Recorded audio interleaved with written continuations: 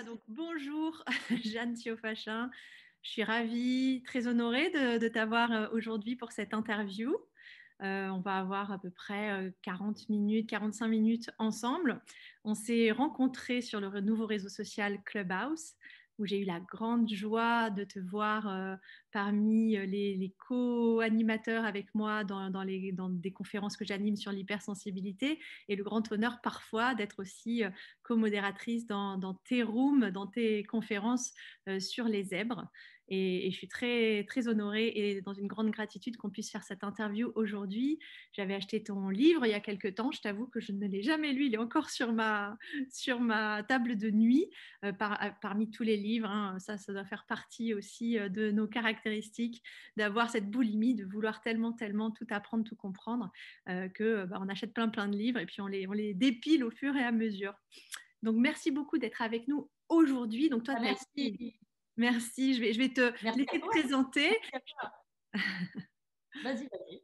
Voilà, je vais te laisser te présenter, mais très rapidement. Donc, tu as écrit un livre qui a permis vraiment de rendre public cette notion de HPI, zèbre. C'est même toi qui a défini cette notion de zèbre, qui a permis, à mon avis, de bien démocratiser ce terme et à beaucoup, beaucoup de personnes de pouvoir se l'approprier mieux que les termes surdoués au potentiel intellectuel. Et tu as écrit donc ce best-seller trop intelligent pour être heureux, qui a aidé énormément de monde et qui a permis aussi, je crois, vraiment l'accès au grand public de cette notion et puis une médiatisation aussi de ces sujets. Donc, merci pour tout le travail que tu fais. Donc, tu es psychologue clinicienne, tu as créé Cogitose et notamment tu as été spécialisée dans les troubles d'apprentissage au niveau scolaire. Et j'aimerais bien que tu me parles de tout ça.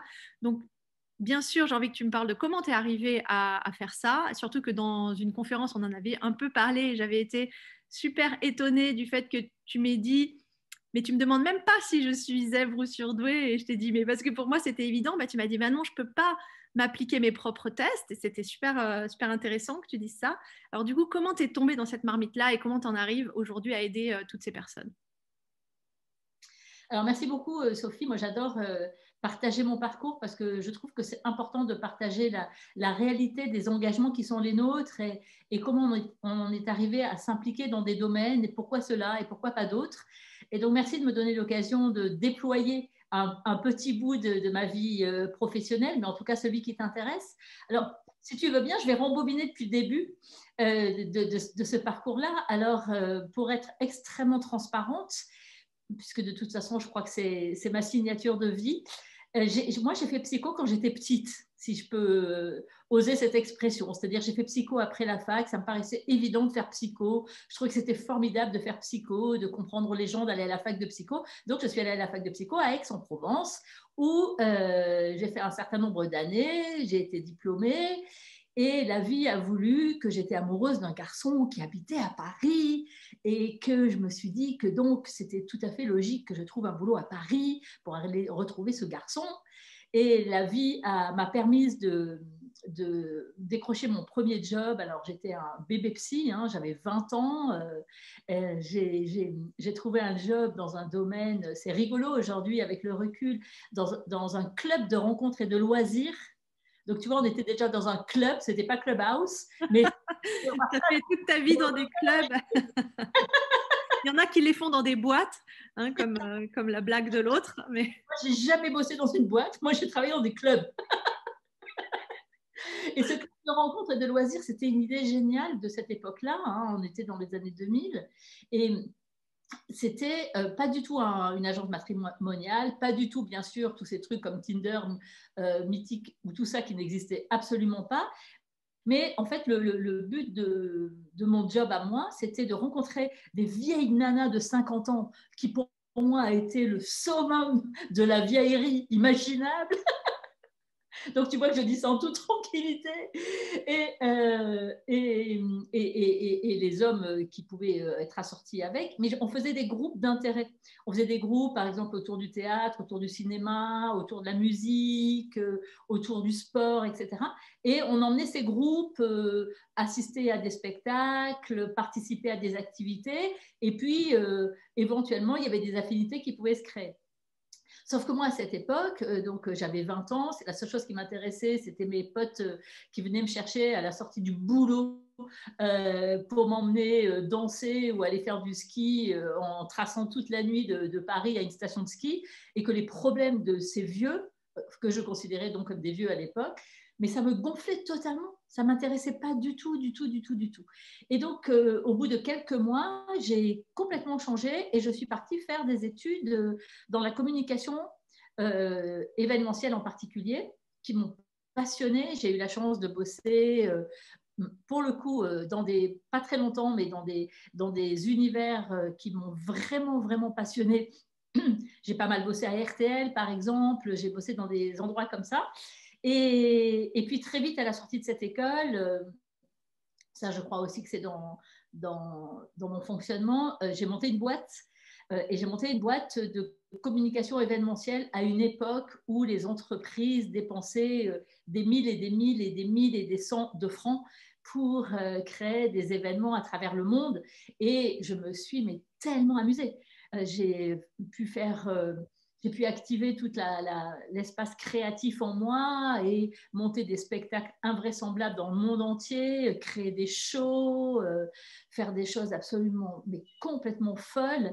Et avec, tu vois, j'ai fait chanter Elton John en Tunisie parce que on avait un problème et tout s'était effondré et qu'Elton John était invité. Je suis allée le voir en disant « Please Elton, sing for us ».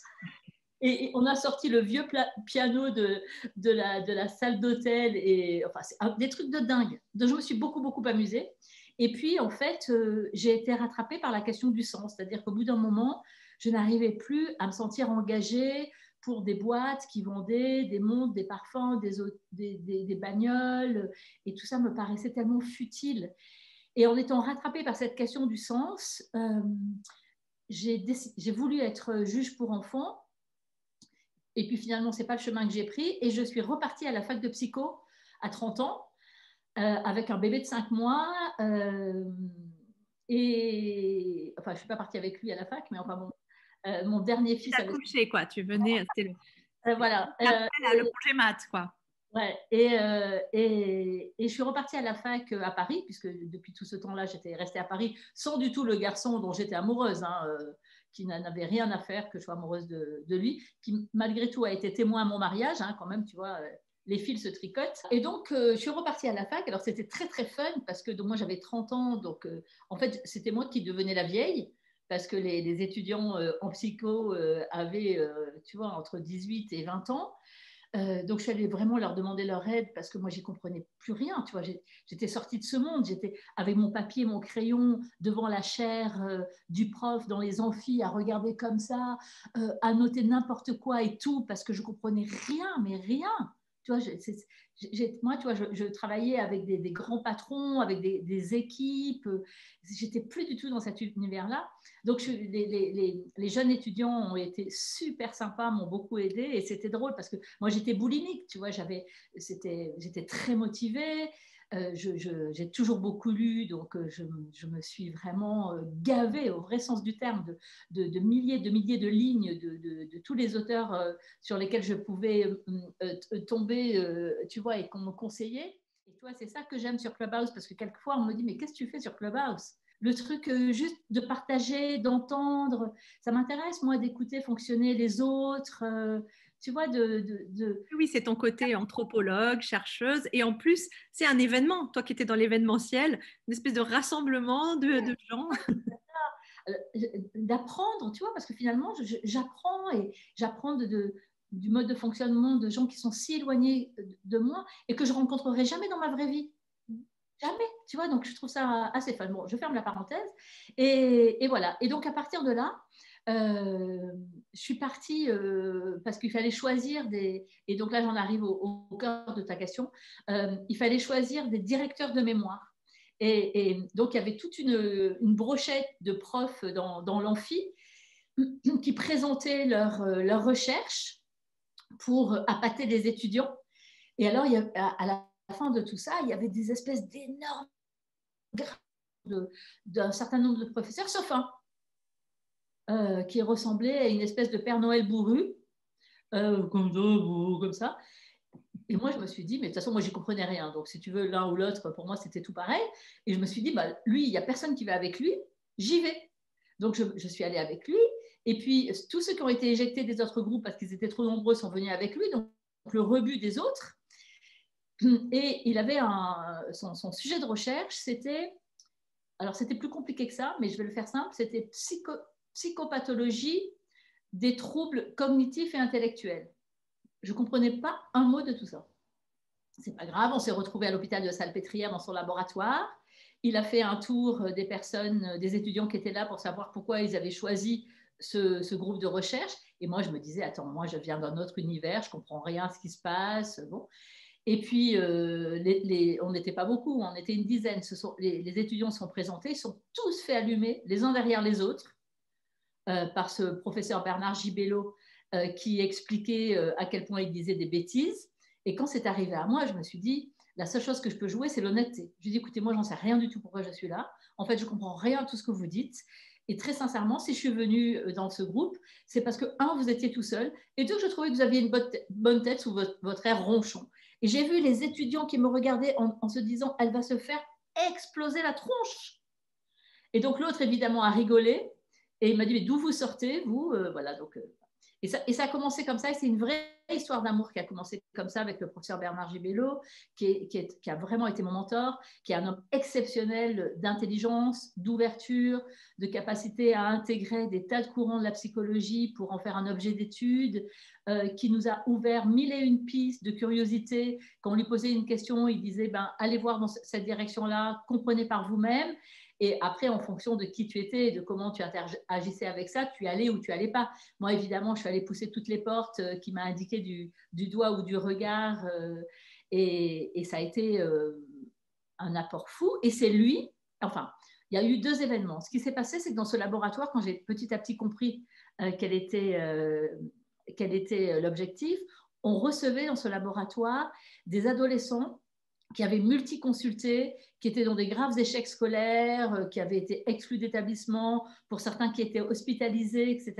Et on faisait vraiment des bilans, comme on peut en faire à l'hôpital, archi complets pendant des heures et des heures et des heures, avec des loupes de grosseurs différentes. On allait voir dans les moindres recoins. Et à cette époque-là, moi, le sujet qui m'intéressait, c'était la déficience intellectuelle. Enfin, cette idée qu'il y en avait qui étaient moins dotés et qu'il fallait les aider. Et à force de voir ces ados avec ces scores invraisemblables sur les échelles d'intelligence, et qui étaient donc... L'échelle d'intelligence, est-ce que c'est les tests de QI ou est-ce qu'il y a d'autres choses? Oui, mais enfin, il y a plein d'autres choses, dont les tests de QI. Donc, il y avait des scores extrêmement élevés qui étaient donc en difficulté scolaire, souvent très lourdes, mais surtout qui étaient dans des souffrances psychologiques quelquefois tellement sévères que je me suis dit, mais qu'est-ce que c'est que ce truc? Qu'est-ce que c'est que ce paradoxe? Et quand je suis allée en parler à Gibello, il m'a dit, cherchez. Il n'existe pas vraiment de bouquin sur le sujet en français. Il y avait un bouquin de Jean-Charles Terrassier qui était psychologue scolaire et qui était un bouquin d'observation sur ce qui se passait à l'école. Et la seule chose que m'a dit Gibello, c'est chercher. Il m'a dit la deuxième chose. Tiens, d'ailleurs, il y a une grosse conférence du Comité national de l'enfance avec des Digentier, enfin tous ces gens de la génération d'avant, bien évidemment. Sur le sujet des enfants surdoués, vous allez intervenir. J'ai dit, mais non, je n'y connais rien. Il m'a dit, d'ici là, c'est dans 6 mois, vous y connaîtrez suffisamment. Voilà comment je me suis retrouvée dans cet univers-là. C'était pas du tout... Donc, en fait, je n'ai pas choisi. J'ai été confrontée à ces adolescents, à toutes les questions que ça posait. J'ai été stimulée et encouragée par un homme absolument génial au vrai sens du terme, qui était ce professeur Bernard Gibello. Et donc, j'ai mis la tête dans le sac et j'ai cherché et j'ai tenté de comprendre et j'ai lu des travaux de recherche et j'ai lu des bouquins anglo-saxons Et j'ai fait des groupes de recherche clinique avec les ados consultants au laboratoire. Et du même coup, j'ai écrit mon premier livre qui s'appelle L'enfant surdoué, l'aider à grandir, l'aider à réussir. Et puis, j'ai travaillé avec des écoles. Enfin, j'avais commencé à travailler avec des écoles. Et c'est là qu'on parlait des EIP pour les enfants intellectuellement précoces. Et qu'à force d'entendre ce terme EIP, un jour en réunion, je leur ai dit, mais ça suffit, on va les appeler des zèbres, ça sera quand même beaucoup plus sympathique. Et puis, un zèbre, c'est quand même un animal qui se distingue dans la savane. Et puis, quand même, un zèbre, quand ça court vite, ça fait un effet stromboscopique, on ne le voit pas passer. Et puis, quand même, un zèbre, ça ne peut que vivre en tribu, etc. Et donc, c'est dans ce premier livre, en 2002, que j'ai mis comme une anecdote ce terme de, voilà, et moi j'ai décidé de les appeler les zèbres parce que finalement c'est plus sympathique pour telle et telle raison. Et c'est comme ça que ce terme a flambé. Et l'autre livre dont tu parles, Trop intelligent pour être heureux, avec un point d'interrogation, hein, c'est un questionnement sur l'adulte surdoué, je l'ai écrit beaucoup plus tard. Donc voilà, donc ça c'est pour la base du parcours. Et à la sortie de ce parcours-là, probablement comme j'avais un autre parcours professionnel accumulé dans les cellules, je me suis dit, il faut absolument créer des centres de psychologie généralistes qui soient un peu comme on va voir un médecin généraliste, et que c'est au psychologue de comprendre ce qui se passe pour quelqu'un, que ce soit un enfant, un ado, et puis plus tard les adultes. Et ensuite, éventuellement, s'il y a quelque chose qui dysfonctionne de façon sévère, l'adresser à un psychiatre, ou l'adresser à un orthophoniste, ou l'adresser à un psychomotricien. Et que pour moi, vraiment, la psychologie est au cœur de tout. Et de toute façon, la psychologie est au cœur de tout. Entre-temps, j'ai décidé familialement, on a décidé d'aller vivre à Marseille juste comme projet de vie. Donc, j'ai monté ce premier centre Cogitose à Marseille. Donc, Cogitose, c'était en fait le nom de la collection de Bernard Gibello de bouquins. Donc, j'étais encore dans la filiation. Et puis, j'ai rajouté le Z pour zèbre. Mon nom était né. Et d'ailleurs, Bernard Gibello est toujours le parrain d'honneur de Cogitose. Ce premier centre à Marseille, avec cette idée de vraiment d'ouvrir la psychologie au plus grand nombre, qu'on n'allait pas voir un psy, qu'on était fou, que la psychologie, c'est la psychologie du quotidien, que c'était important de comprendre qu'un enfant et un adolescent en particulier, parce que c'était mon sujet initial, qui était en difficulté à l'école, c'était pas un enfant paresseux, c'était pas un enfant qui avait un poil dans la main, c'est pas un enfant qui était démotivé, mais c'est que probablement il y avait quelque chose qui l'empêchait de réussir, qui est d'ailleurs le titre d'un de mes livres, mais qu'est-ce qui l'empêche de réussir? Et que c'était très important de comprendre ce qui pouvait enrayer la mécanique, parce qu'un enfant en difficulté scolaire, un adolescent en difficulté scolaire, et on a tous envie de réussir ce que l'on entreprend, que ce soit une interview, un gâteau au chocolat ou un créneau. Je ne vois pas pourquoi les enfants seraient exemptés de ce besoin de réussir, quoi qu'ils entreprennent. Et donc, c'est comme ça que, forte de mon expérience au laboratoire avec Bernard Gibello, on a fait des bilans les plus complets possibles, où en même temps, on explore l'intelligence, et donc avec des tests de QI, mais pas uniquement, et à la fois toujours on explore la dynamique émotionnelle, le fonctionnement de la personnalité, parce qu'on ne peut pas comprendre quelqu'un si on le coupe en deux, la tête et les jambes, ou le cerveau et le cœur, ou je ne sais pas quoi, ça n'a aucun sens. Et puis moi, j'ai été formée comme ça en psychologie intégrative, et c'est vraiment quelque chose que je défends depuis le premier jour. Donc effectivement, au départ, moi, je suis formée au coaching intégral, hein, qui est une approche intégrative. Juste avant qu'on aille plus loin, est-ce que je peux te poser une question? Alors, peut-être que ça fera une digression, mais pour clarifier pour les gens qui nous écoutent, comme toi, tu t'es spécialisée sur les troubles scolaires, en fait, les échecs scolaires, et que tu as défini cette notion de zèbre, etc., on pourrait penser dans ce que tu dis que tous les zèbres ont des problématiques scolaires. Or, je crois que ce n'est pas le cas. Est-ce que tu confirmes? Bien sûr, bien sûr. Donc, ce n'est pas le critère principal. Il n'y a pas du tout d'équivalence. Merci de me poser cette question. Donc, de toute façon, en fait, moi, j'ai rencontré les zèbres parce que c'était des adolescents au laboratoire de la Salpêtrière à Paris qui consultaient pour difficultés scolaires. Donc, ceux-là avaient des difficultés scolaires. Et heureusement qu'on a pu identifier qu'ils avaient ces hauts potentiels, parce que c'est ça qui leur a permis de rebondir et de se retrouver dans une dynamique de vie satisfaisante. Mais bien évidemment que ce n'est pas parce qu'on est en difficulté scolaire qu'on est surdoué, ce n'est pas parce qu'on est surdoué qu'on est en difficulté scolaire. Il n'y a aucune équivalence d'aucune sorte. Et même, tu disais que les filles étaient moins en difficulté scolaire que les garçons quand elles sont HPI zèbre. Est-ce que c'est le cas ou pas parce qu'elles s'adaptent plus, elles sont plus dans une capacité de suradaptation à être bonne élève, c'est ça ou pas? Oui, alors, parce qu'en fait, on est en train de mélanger deux choses. On peut être en difficulté à l'école pour des tas de raisons.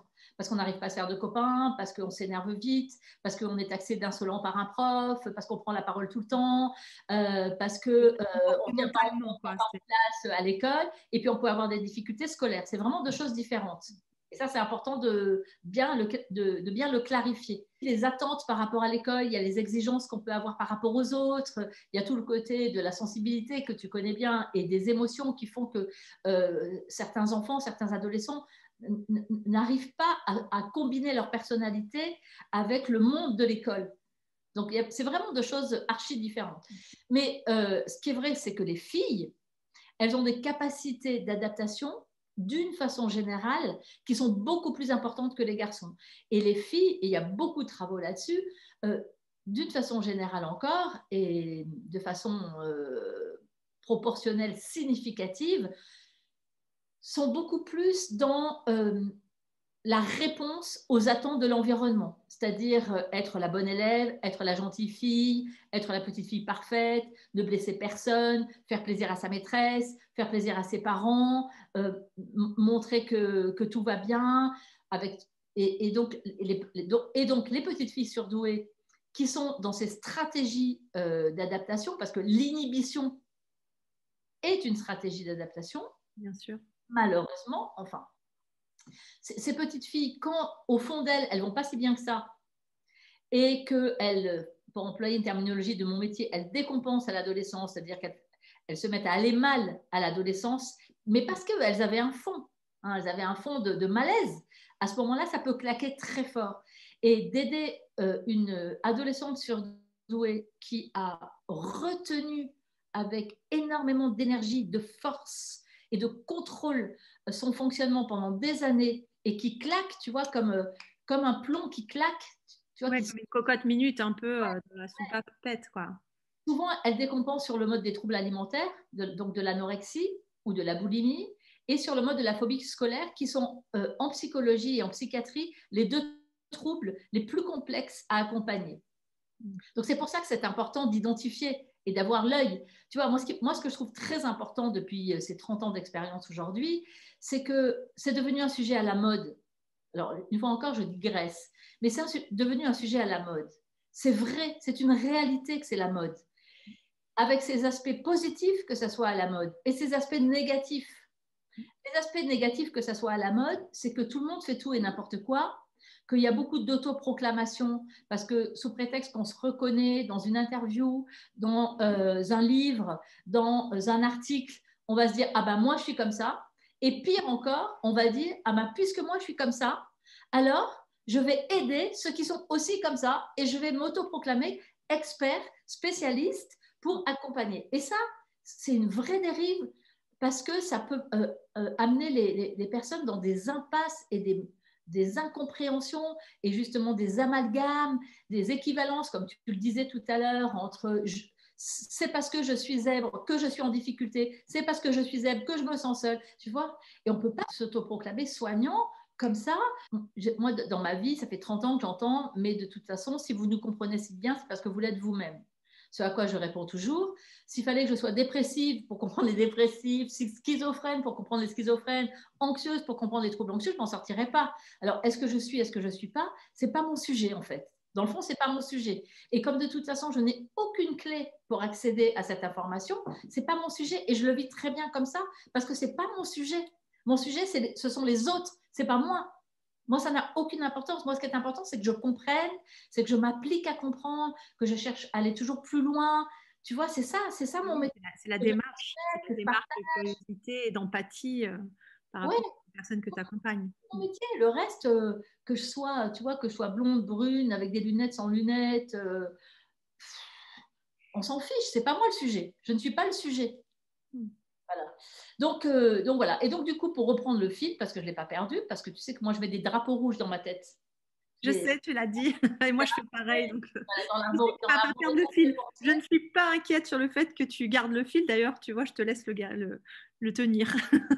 Non, mais ça, c'est un vrai truc, hein, c'est-à-dire de pouvoir mettre des drapeaux rouges, de visualiser un petit drapeau rouge dans son arborescence au moment Alors, où... est-ce que tu peux parler de ça? Parce que, donc, moi, mes auditeurs, ce sont des cadres, des dirigeants, des coachs, des entrepreneurs, pour certains hypersensibles, hein, puisque j'ai accompagné énormément d'hypersensibles, mais ils n'ont pas forcément le vocabulaire à la fois sur l'hypersensibilité et sur le HPI. Donc, cette pensée en arborescence, c'est quand même hyper central. Est-ce que tu peux en dire 2 mots avant d'expliquer tes drapeaux rouges?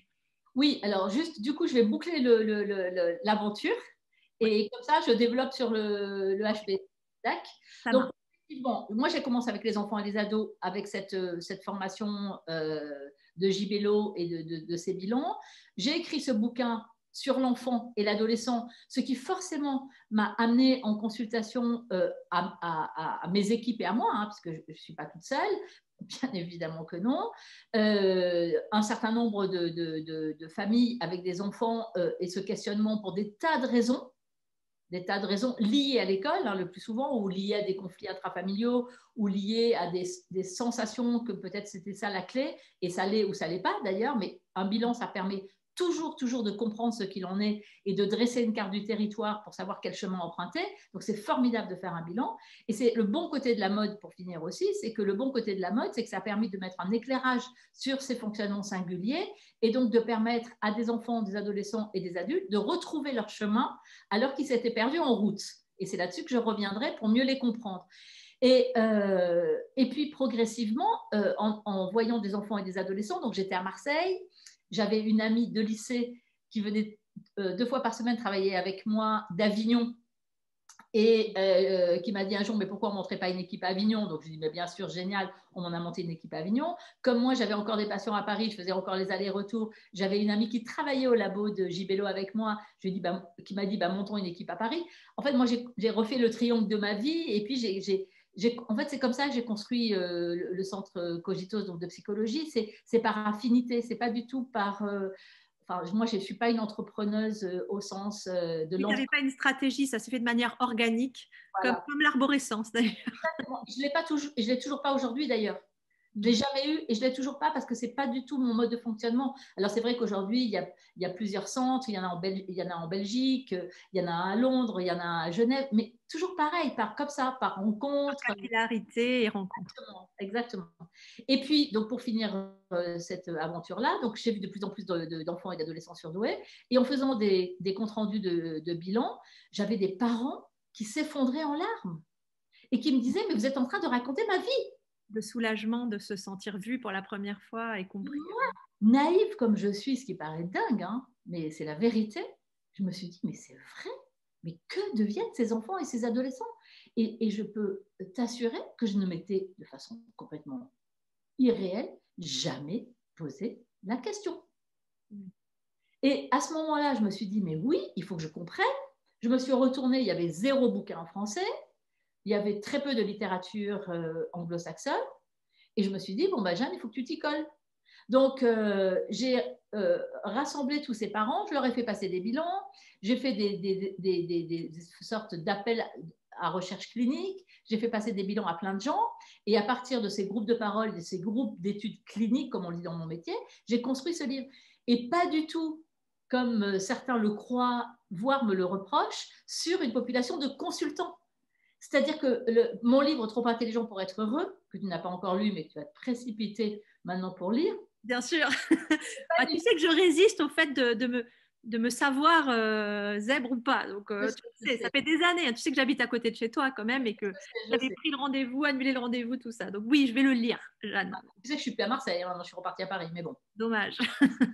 Mais enfin, je reviens à Marseille régulièrement. Mais bon, c'est un autre sujet. Et donc, en fait, c'est ça qui est intéressant. C'est quoi cette histoire de consultant? J'ai pas compris. Excuse-moi, parce que moi, je sais pas du tout pourquoi, qu'est-ce qui t'est reproché. Donc, ça m'intéresse. Oui, c'est intéressant. Parce que justement, il y a des personnes qui considèrent que si j'ai pu repérer, soulever, décrire un certain nombre de difficultés que pouvait ressentir cette population d'adultes zèbres, surdoués, peu importe le nom, c'est que je n'avais vu que j'avais établi ces faits à partir des personnes qui étaient venues consulter. Et que donc, si elles étaient venues consulter, c'est qu'elles avaient déjà un problème.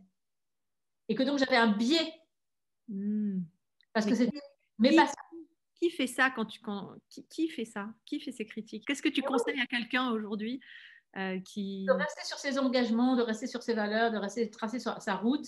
De toute façon, quand tu traces ta route et que tu acquiers en visibilité pour des tas de raisons, et non pas pour acquérir une visibilité, mais parce que ce dans quoi tu t'engages devient visible, il faut continuer sur sa route. Et forcément, il y a toujours des gens qui vont venir critiquer. C'était qui pour toi? Des chercheurs qui disent mais non, c'est pas vrai, ce sont que ces populations consultantes. Les HP n'ont jamais de difficultés, tout va bien pour eux dans la vie, ils réussissent tranquillement et il n'y a jamais de difficultés ni au boulot, ni dans les couples, ni dans les familles, ni rien du tout. Moi, les plus grosses critiques que j'ai entendues autour de mon travail, c'est il y a un biais parce que ce sont des personnes qui consultent.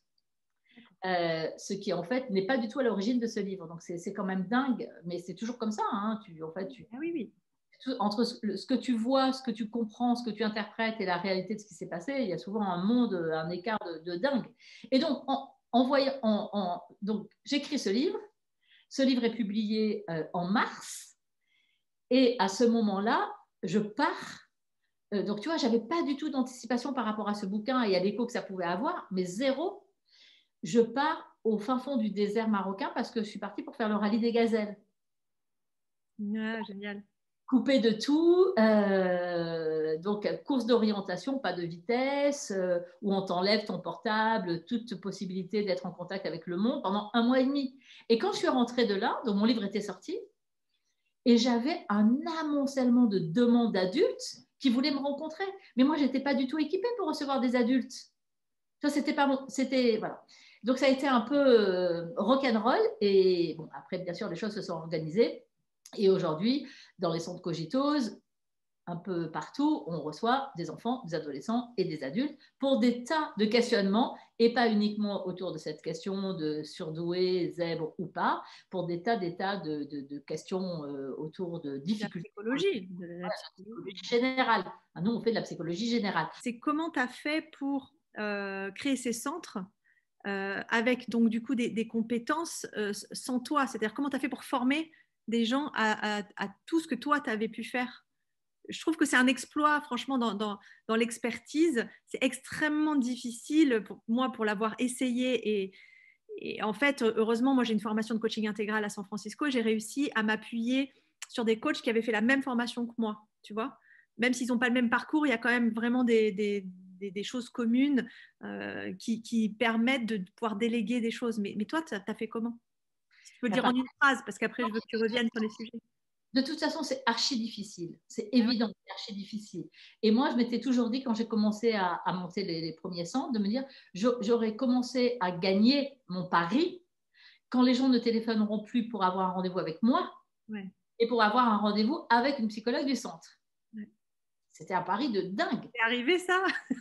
Ah, mais totalement. C'est-à-dire que moi, aujourd'hui, je croise des gens dans les centres qui ne savent même pas qui je suis. Tu vois, qui ne savent plus du tout qui je suis. C'est génial. C'était vraiment... C'est ça le vrai leadership, hein, c'est disparaître au profit du projet qu'on a fait. Hein. Moi, je ne suis pas un manager, je suis un leader, je crois. Et moi, j'ai quand même avec moi encore aujourd'hui, ça me donne la chair de poule, j'ai encore avec moi aujourd'hui des psys qui sont avec moi depuis 20 ans, depuis le premier jour. Tu vois, donc en fait, qui se sont tellement imprégnés. Il y en a certaines, tu les entends parler, tu n'as pas l'image, parce qu'elles sont plus jeunes, tu n'as pas l'image, tu ne sais pas qui parle.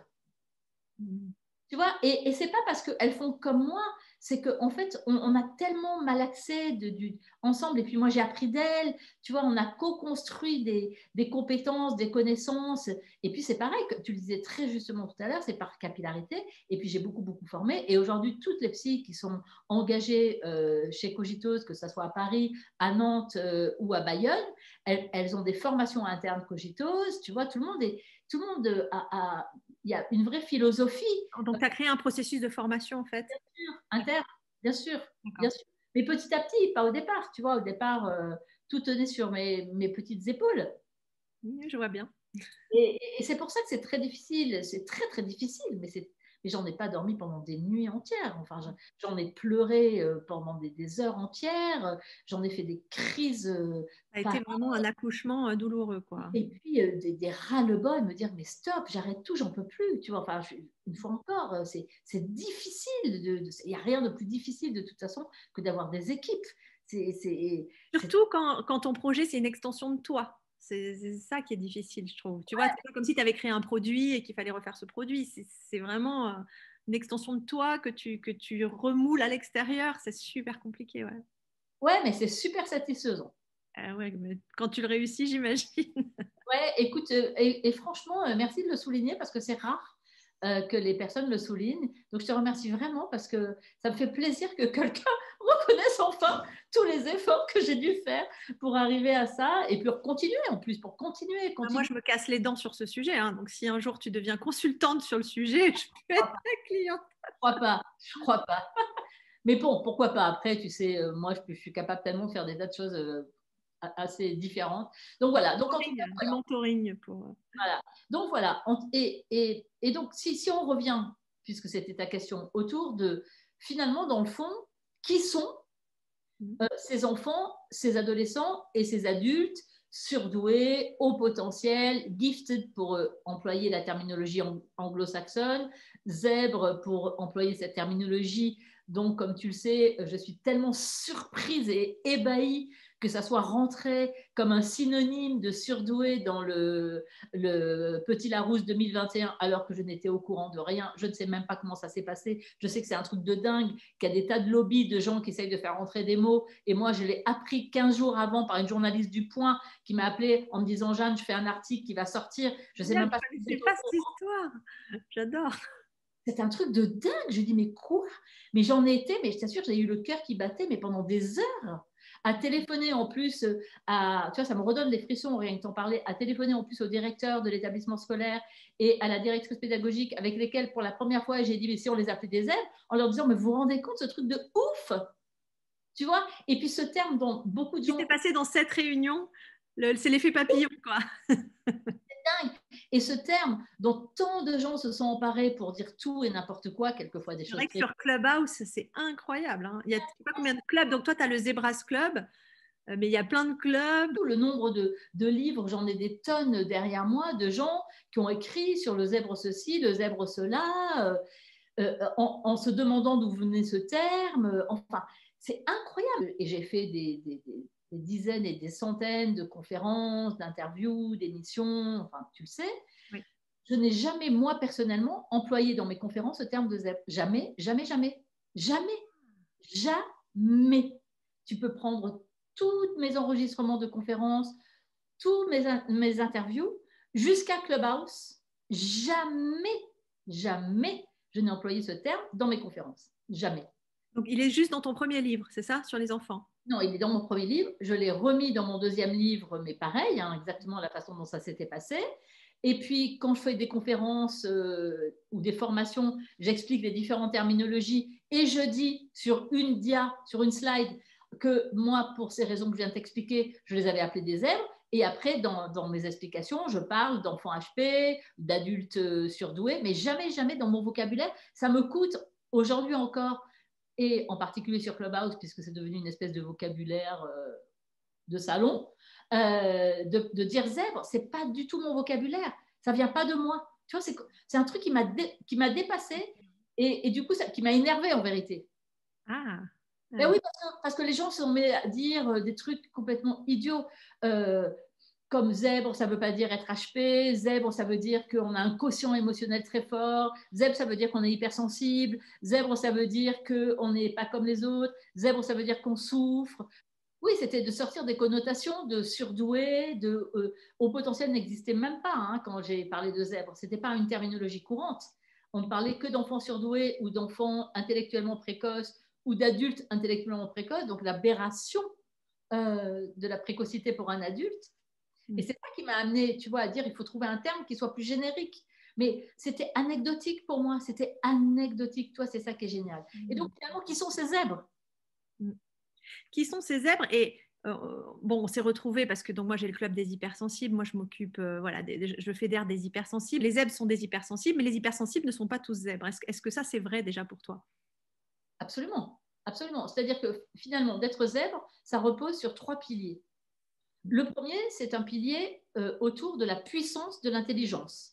La rapidité de pensée, la rapidité de transmission des informations, la rapidité de compréhension, mais aussi cette analyse à 360 degrés de tout ce qui se passe autour sur un plan intellectuel et cognitif, cette capacité à comprendre ce que les autres ne comprennent pas, parce que en intégrant des tas de données complexes, implicite dans un raisonnement. Donc il y a vraiment cette notion d'intelligence au sens de l'étymologie d'intelligence, comme j'aime le rappeler, de interligérer ou ligérer, c'est-à-dire faire des liens en permanence avec des tas de composantes de notre système cognitif, c'est-à-dire de notre système supérieur humain qui est là pour raisonner, comprendre, analyser, mémoriser, etc.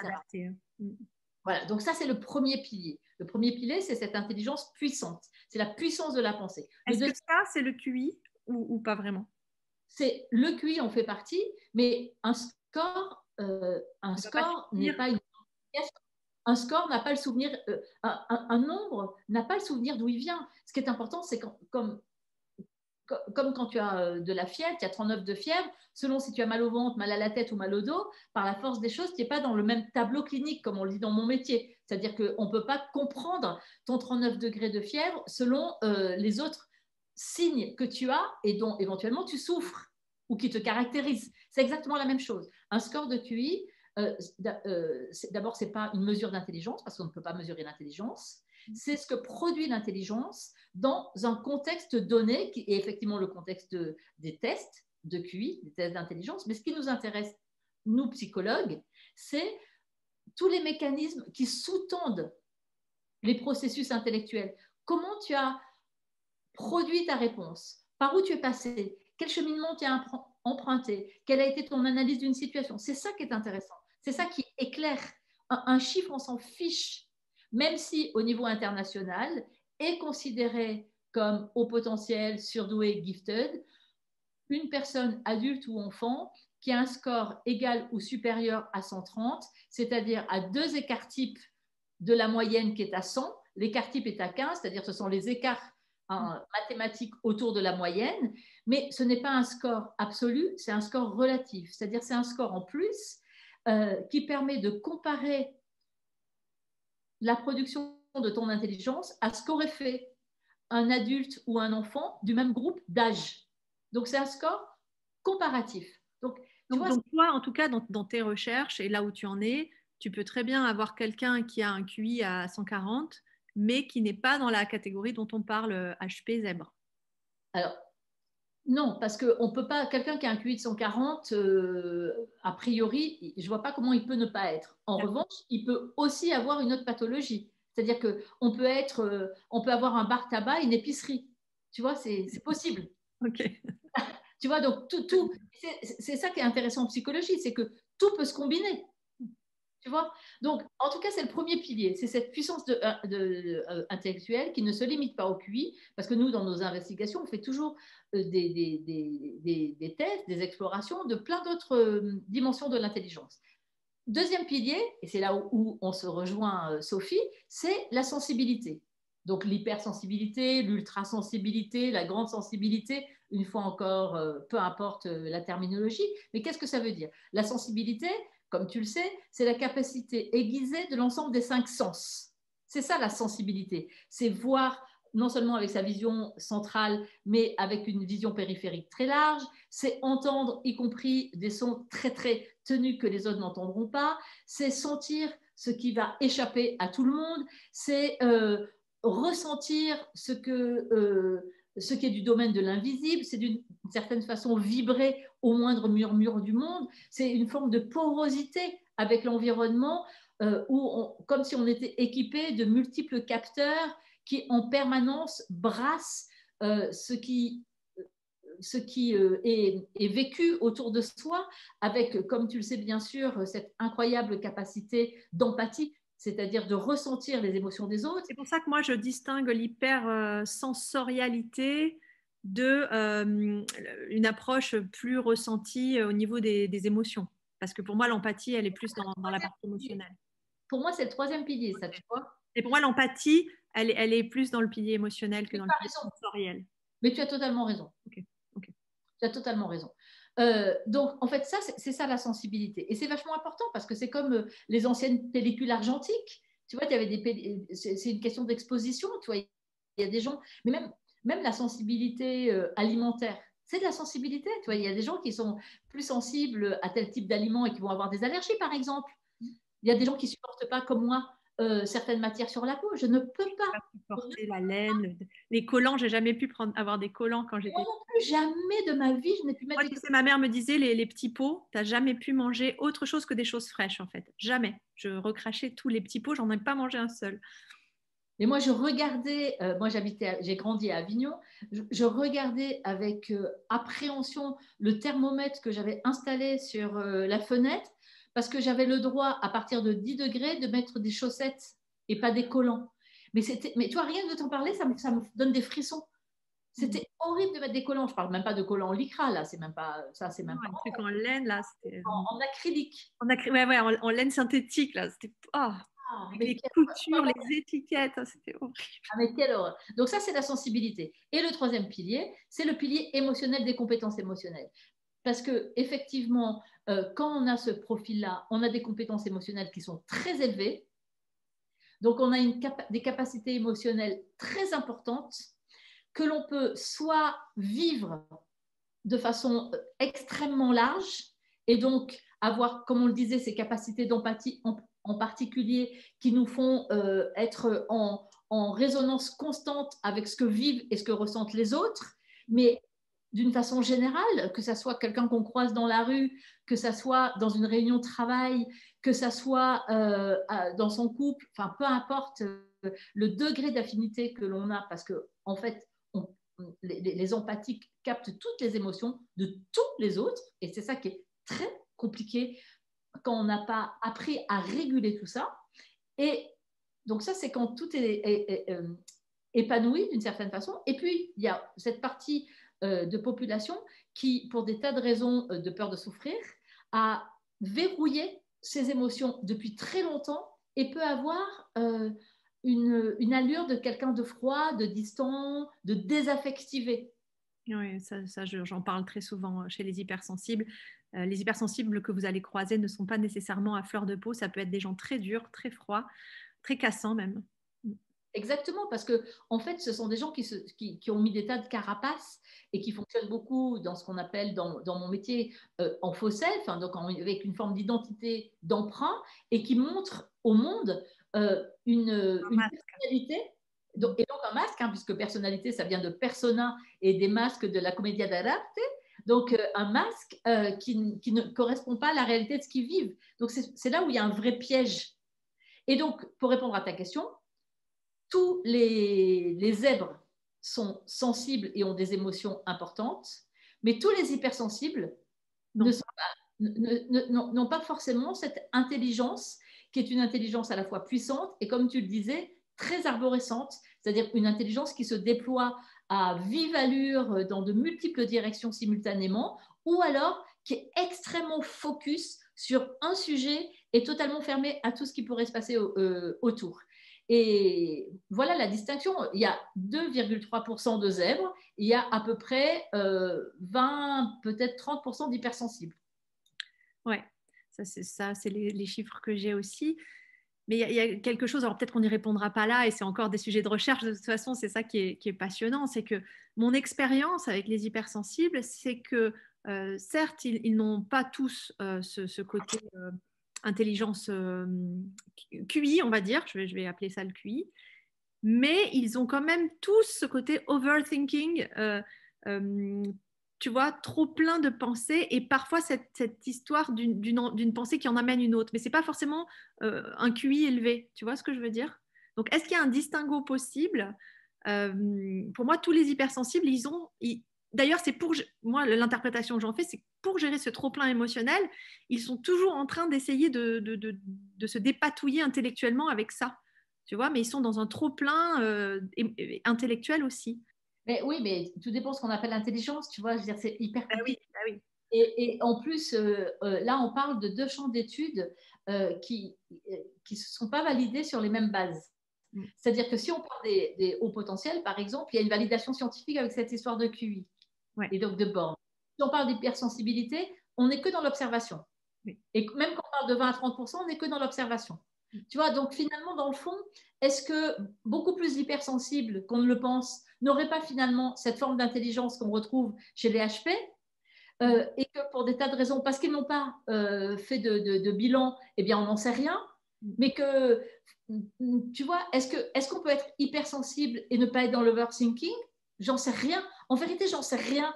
Bah Si je moi, suis... dans mon observation, non. Mais encore une fois, là, pour le coup, c'est Voilà, aussi c'est de les gens qui l'observation. viennent me consulter. Donc, c'est quand même biaisé. Des gens qui sont hyper émotifs, qui ont toujours la larme à l'œil, qui sont hypersensibles, mais qui sont pas... On ne peut pas dire que c'est l'intelligence qui les caractérise non plus. Non, parce que pour moi, avoir toujours la larme à l'œil, être hyper émotif, n'est pas forcément être ce qu'on appelle hypersensible aujourd'hui dans ce terme moderne. Et oui, mais c'est là où il y a beaucoup de confusion et c'est là où c'est archi difficile. Parce que souvent, quand on parle d'hypersensibilité, les gens pensent que c'est ça.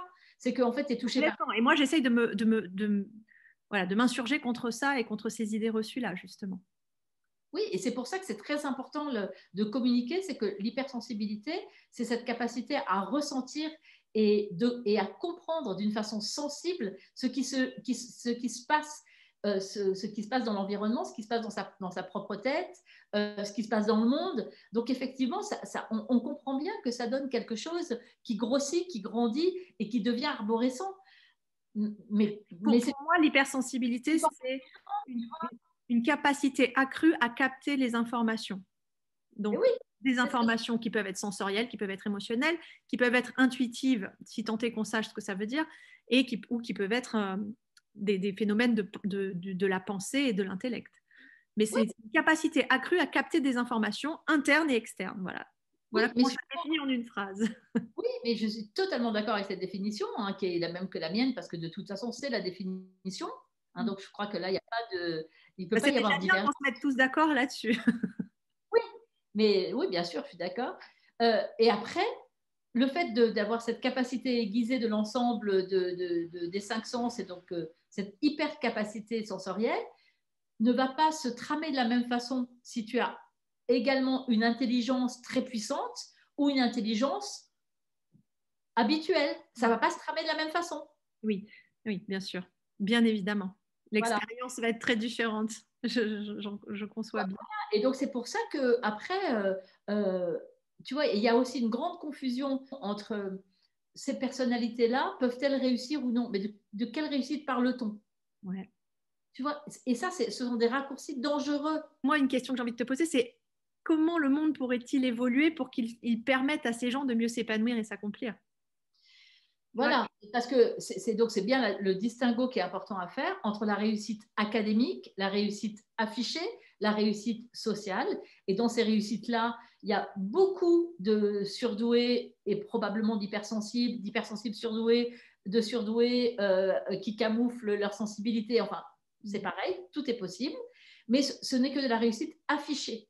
Combien de patients, et là je parle de patients, j'ai reçu au cabinet qui étaient ministres, artiste mondialement reconnu, directeur de boîte du CAC 40, chef d'entreprise, entrepreneur, artiste peintre affiché mondialement et qui était dans une espèce de souffrance, de sentiment de solitude intérieure, d'incompréhension, de mal-être avec les autres, de mal-être avec eux-mêmes.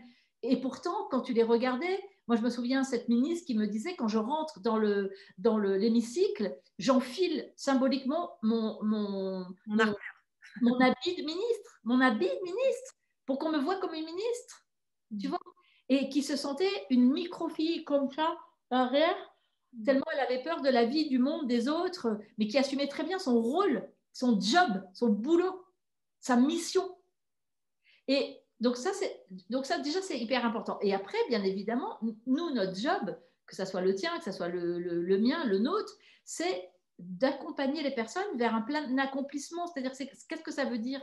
Se sentir accompli, ça veut dire se sentir à sa place, se sentir finalement cohérent entre, dans ces 3 C, le cœur, le corps et le cerveau, se sentir aligné, avoir la sensation qu'il y a une forme de fluidité dans laquelle on avance et on déambule. On ne peut pas être tout le temps heureux, c'est ridicule.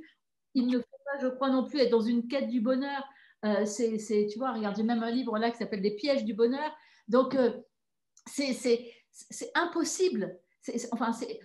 Mais on peut tendre vers un état de sentiment qu'on vit et on fonctionne comme c'est important pour nous. Comme dans les entreprises, il y en a combien qui souffrent, qui se fracassent, alors que ce sont des êtres intelligents, ce sont des êtres dont la sensibilité pourrait tant apporter à l'entreprise de par leur compréhension de l'invisible, de l'implicite, leur vision aussi, leur capacité très visionnaire, leur engagement à vie, certaines fois par rapport à ce qu'ils font.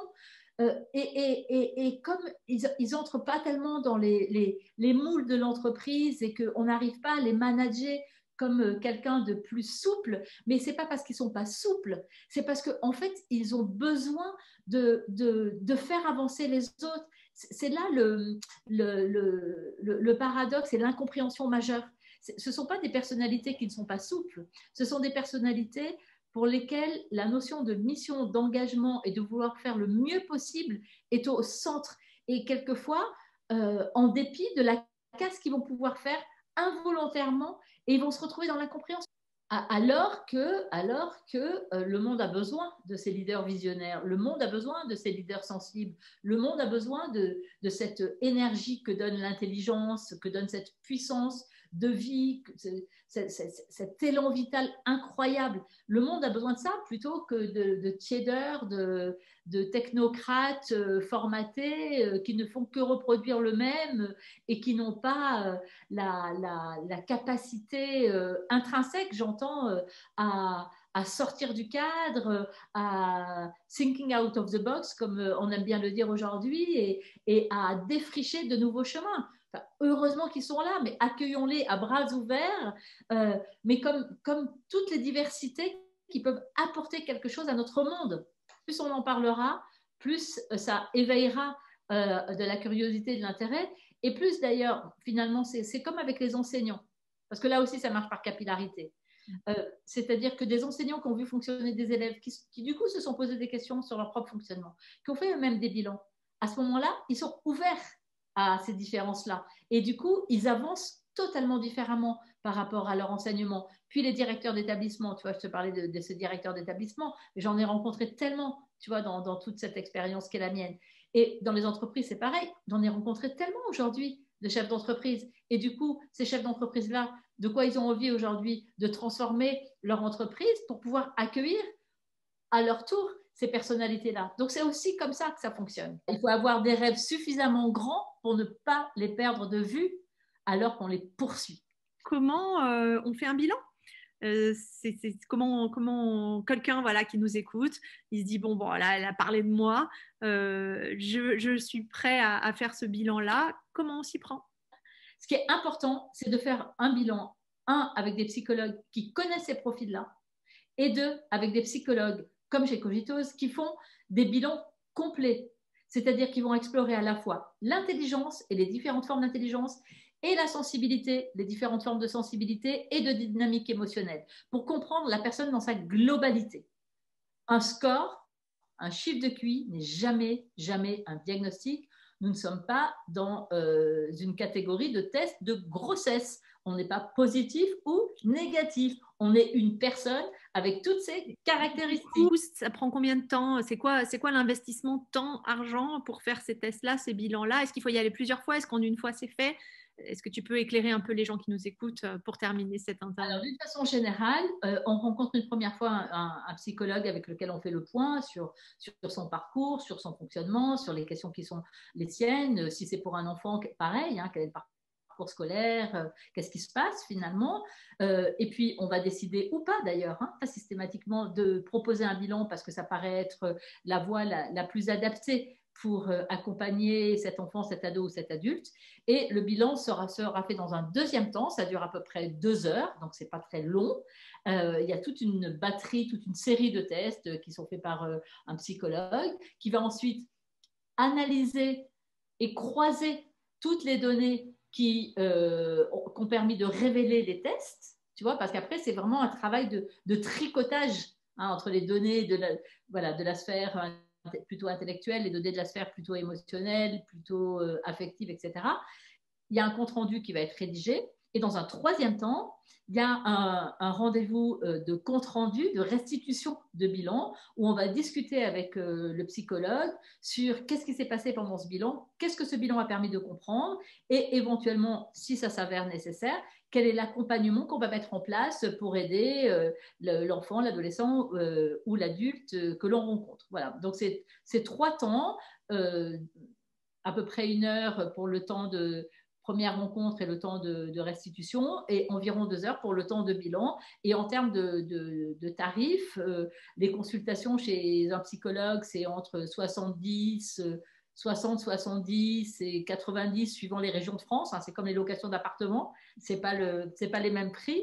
Et ensuite, les tests et le bilan proprement dit, c'est entre 350 et 550 € en fonction du nombre de tests qui vont être proposés, parce que pendant un test, on peut tout d'un coup se dire « Ouh là là, là, il semble qu'il y a quelque chose de particulier » et rajouter une épreuve pour aller un peu plus loin. Tu vois, ce n'est pas totalement formaté. Il y a un test de base, on va dire, il y a un bilan de base, et ensuite, on peut aller rechercher dans les sphères intellectuelles ou dans les sphères plus affectives ou émotionnelles des petits indices qui nous ont intrigués en cours de passation. Et ensuite, le dernier rendez-vous, qui est donc un rendez-vous de consultation, c'est les mêmes prix que pour la première consultation, entre 60, 70 et 80, 90, à peu près. Tu vois. Oui, c'est ça que je voulais savoir. Bon, voilà. Super, écoute, merci infiniment pour ton ouverture, tous ces concepts super pédagogiques. Voilà, on comprend, c'est assez simplifié et je te remercie beaucoup pour cet exercice qui n'est pas simple aussi. Je te laisse le mot de la fin si tu as envie de dire une dernière chose pour cette interview et je t'embrasse fort et je te dis à très bientôt sur Clubhouse ou ailleurs. Moi, il y a 2 choses que j'ai envie de dire. Un, merci, parce que c'est important de dire merci. Chaque fois qu'on me donne l'occasion de raconter tout ça, ça me plaît, parce que c'est important que les gens comprennent. Et 2, que chacun respecte ce qu'il est et ne cherche pas à emprunter un vêtement, un déguisement, une tenue qui n'est pas la sienne, que chacun s'habille avec ses propres habits pour être confortable avec lui-même et avec sa vie. J'adore. À la poubelle les collants si ça vous, oui. si ça vous gratte. Chacun sa route, chacun son destin. Merci infiniment, je t'embrasse. Passe une bonne fin de journée. Au plaisir. Ciao.